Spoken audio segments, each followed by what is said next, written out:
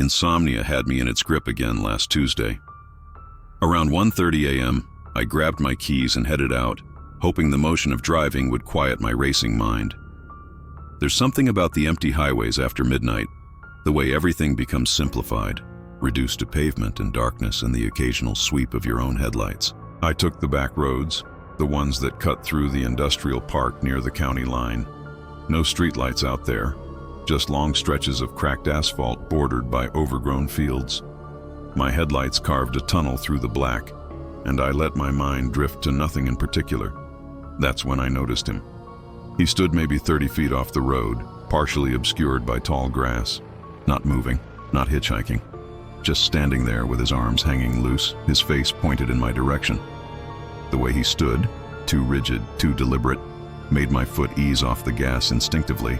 I watched him in my peripheral vision as I passed. He didn't wave, didn't shift his weight. The only movement was his head, tracking my car with an eerie smoothness, like a security camera following motion. My hands tightened on the wheel. I told myself it was probably someone from one of the farms, maybe checking on livestock or dealing with some rural emergency I couldn't understand. I accelerated and pushed it from my mind. 3 miles later, I stopped at a red light near the old textile mill. The intersection was deserted. I rubbed my eyes, considering turning back toward home, when I glanced at my side mirror. He was there, standing on the corner behind me in exactly the same posture, same unnatural stillness, same fixed attention. My heart kicked against my ribs. I looked again, trying to convince myself I was mistaken, that it was a different person, a coincidence. But I knew the silhouette, the height, the way the shadows seemed to pool around him. The light turned green. I drove, faster than I should have. I took random turns, doubling back on myself, trying to shake the creeping dread that was spreading through my chest.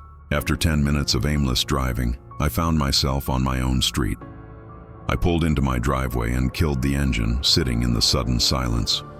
My house looked normal, porch light on, lawn furniture exactly where I'd left it. I took a breath and stepped out of the car. That's when I saw him. At the end of my driveway, where the streetlight's glow faded into darkness, he stood, motionless, watching. The distance between us couldn't have been more than 50 feet, but I couldn't make out his features, just that same dark outline, that unnerving stillness. I ran to my front door, fumbled with my keys, and threw myself inside. I locked the deadbolt, the chain, every window latch I could reach.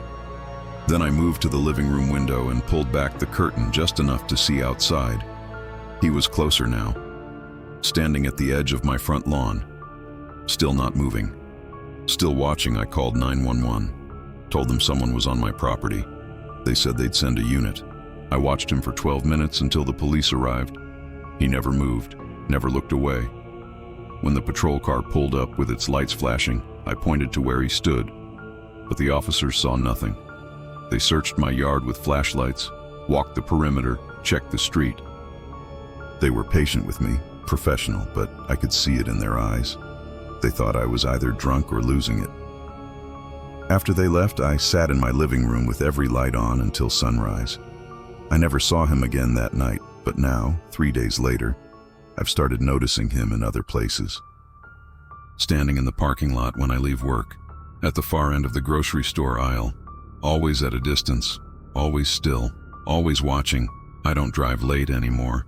I don't go out after dark unless I absolutely have to, because I know he's still there, somewhere in the shadows at the edge of my vision, waiting with that terrible, patient stillness. And I know somehow that one night I'll look out my window and he'll be closer than before. Maybe close enough that I'll finally see his face, although I'm not sure I want to. Thanks for listening, friend. If you enjoyed this story, make sure to like, comment, and subscribe for more chilling tales. Until next time, stay curious and maybe a little bit scared.